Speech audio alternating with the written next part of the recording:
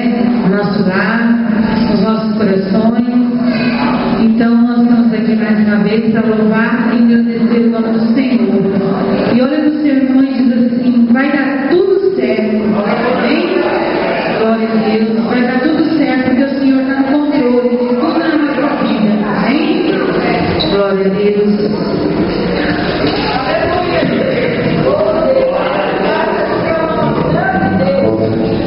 Aleluia. Povo de Deus, boa noite. Eu não estou achando o bolso. É muito dia. Amém? É um prazer mais uma vez estar aqui.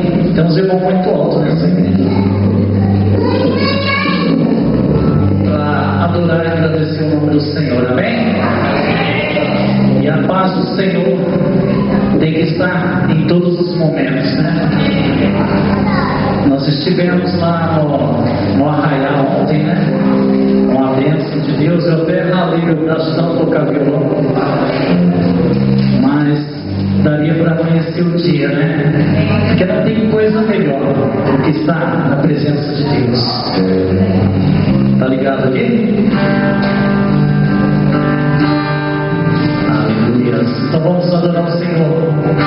E se você colocar a sua fé em ação, vai dar tudo certo para a glória do Senhor.